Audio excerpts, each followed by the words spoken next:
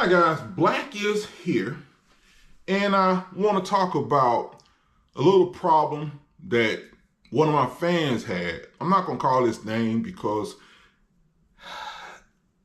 I don't want to out him a little bit. And I'm sure he's going to watch this video, and I'm not trying to talk about you or criticize you. Honestly, I'm not. I just want to make a little video talking about this. I figured somebody can learn from it.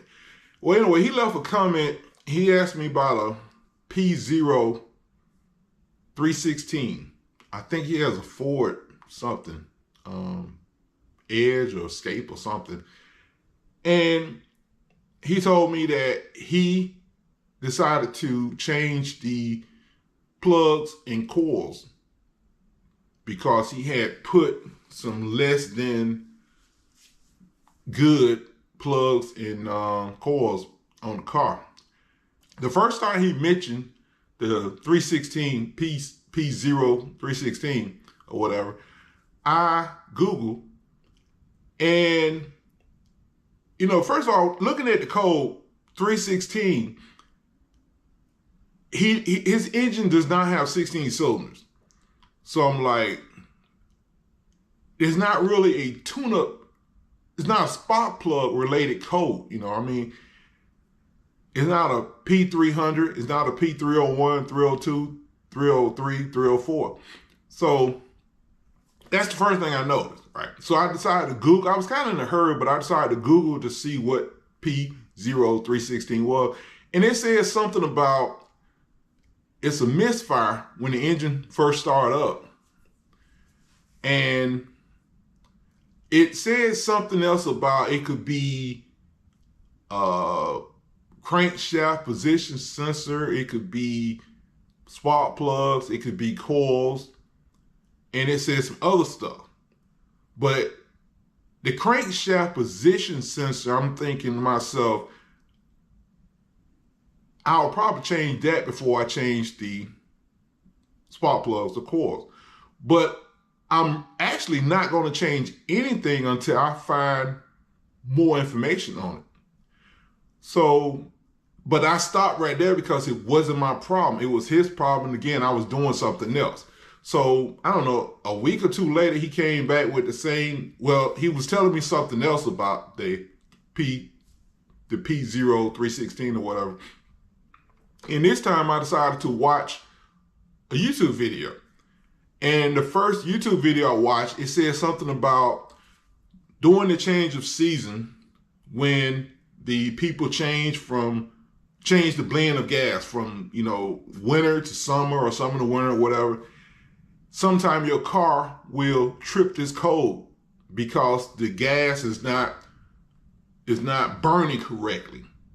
And it said that it may not be nothing wrong with your car at all. Just clear the code, give it time.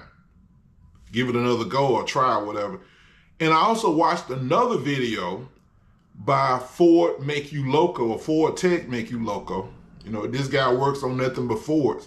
I watched his video and then I realized, how when you click on the video, if you watch that video before, it'll start from wherever you stop watching the video. So it started well in the middle, like 75% of the video. And I had completely forgotten that I had watched this video some kind of way. I watched it, I don't know. I don't remember when. I don't even remember watching it. Well, after watching, I remembered. But he said the same thing. It was the blend of gasoline. And in his video, it said, don't go changing your coils or your spark plug, to just give it, clear the code and give it another chance for the gas to flow through your engine or whatever. And the purpose of my video is to say that I'm not trying to brag, but again, I would have never changed the plugs or coils because it wasn't a 300 and it wasn't a 301, 302, 303, or 304. It wasn't one of those.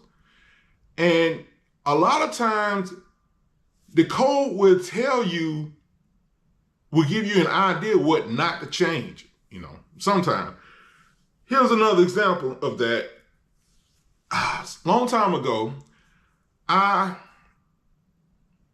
met some sissy guy at AutoZone, And I gave him my number. He called me a month or two later, and he had a Mercury Cougar, the last Mercury Cougar when it was front wheel drive. I think it was based off of Mazda or something, but it was a front wheel drive.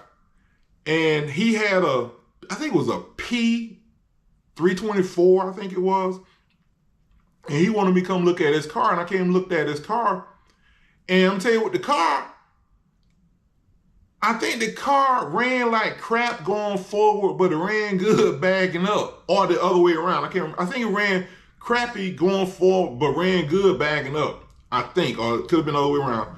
But also, he had some mechanic to look at the car, and the mechanic told him he needed catalytic converters. And I'm trying to explain to this guy, if you need a catalytic converter, your engine will run the same if they were stopped up. It will run the same whether you're going forward or backwards. I'm like, your car runs good. I forget which way it ran good, but it ran good. And I'm like, and also 324 has nothing to do with catalytic converters. But this guy, he was a brother. He was in college, and black college people, you can't tell them anything, especially if you have not gone to college. You can't tell them anything because they know everything. The same way military people, you can't tell a military person anything because they figure they are smarter than you. But he wanted me to help him find some place to put catalytic converters. I'm like, dude, you don't need catalytic converters. And actually, when I Googled the code, it said something about a crankshaft. No, I think it said something about the speed sensor or the crankshaft position sensor. I think it was something about the speed of the engine. I think it was the speed of the engine, and that's what made me think, well, it seemed like it's more of a crankshaft position sensor. It damn sure ain't catalytic converters, but I couldn't get him to believe that, So I quit. I quit messing with the man, Another example would be my 2007 Mercedes. When I first got it, I had a battery light. And normally when you have a battery light, you need an alternator, right? But my light would come on and go off, so I was kind of skeptical about buying an alternator. But then when I decided to drive the car so I could pass emission and, get a tag or whatever, the check engine light comes on. And I end up getting a P0024. Never heard of that code before. So I Googled, I think I went to YouTube, and I put in 2007 C350 P0024. I can't find nothing on that code related to a Mercedes. I found something about a Toyota truck and something about a Cadillac.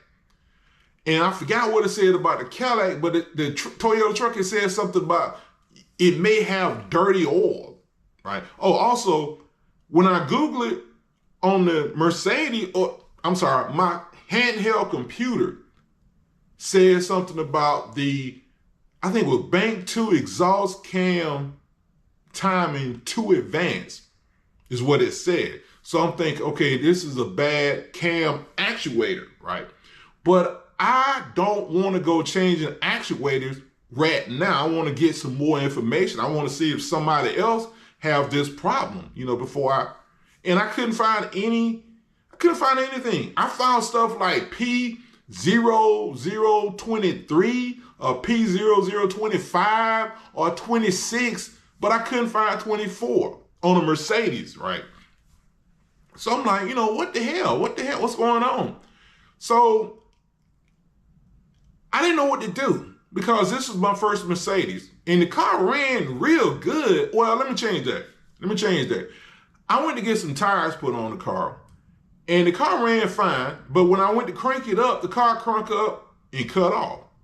The car cranked up, cut off. The car cranked up, cut off 3 times. And then it wouldn't crank up again. It wouldn't do anything. Like the battery was dead. I'm thinking, damn, is the battery dead? And I don't know, for some reason I came up with the idea to take the key out and put the key back in. I did that and the car cranked up and it ran fine. I'm like, what the hell? So I'm scared of the car now because I'm scared it won't crank. So I said, you know what? Let me go ahead and replace this alternator. And that'll be one less problem I have. So I know what that is. So let me go ahead and fix this alternator, even though it's not related to the variable valve timing. At least I didn't think it was. But anyway, I replaced the alternator, went to eBay, got a new alternator for like $100. AutoZone wanted damn near $300. I think it was $290 for AutoZone. Anyway, I put this eBay, brand new alternator on the car, and I cranked the car up and I decided I'm gonna drive it and, until the check engine light comes back on. So I drove it over 40 miles, drove it to work, came back, drove it to work, and I was coming back home. I had went over 40 miles and the check engine light hadn't came back on. So I said, let me go get a emission test. And I was thinking to myself also, wait a minute, when I was reading about the variable valve timing, the Mercedes actuators are not like normal actuators. Normally when you hear variable valve timing actuator, it's going to be a solenoid that controls oil. The Mercedes, they said something about they were electromagnets. An electromagnet is you flip a switch and the thing becomes a magnet. You cut the switch off, it's not a magnet no more. And then it hit me. The alternator light was on, right? Okay. The variable valve time is controlled by electric magnets. Because the alternator wasn't putting out enough power, they wasn't able to do their job. So turns out I didn't have a variable valve timing problem. I needed an alternator. To me, that's amazing. I mean, it may not be amazing to y'all, but it's amazing to me because I never heard of a car using electromagnets to work the valve timing. But that's what Mercedes is doing. And this is why you should not go chasing your problem with parts until you find out more about the car you're working on, more about how the problem works. And so I'll give you another example before I leave, before I start this video. I hope it's not too long. Some years ago, I had a neighbor who had a Mitsubishi Montero Sports or whatever, and he had a check engine light. I think it was like a 14 something code. It was an EGR code. So his uncle, who was supposed to be a mechanic, replaced the EGR. And of course, the code came right back. He asked me to take a look at the car, and I knew from experience the code was like 14 something. So because it had a 1 in front of the 4, I knew it was something electronic. Right? I knew that from experience. So his EGR was vacuum operated, but the EGR valve was vacuum operated, but what controlled the valve was a electric solenoid. So I took a hose off a vacuum line off of the cruise control and manually activated the EGR valve while the engine was running and the engine cut off, right? Because when I put the vacuum hose on, it opened the EGR valve all the way up and it choked the engine down. So I knew the EGR valve was working and I knew the intake ports wasn't stopped up. So I then tested the solenoid. The solenoid was bad. I think the solenoid was like 40 some bucks. So he went to AutoZone, bought a new solenoid, put it on, and I reset the computer and the code never came back on. And here I am, a dumbass truck driver. And his uncle was supposed to be a freaking mechanic. Dre, y'all have a good day.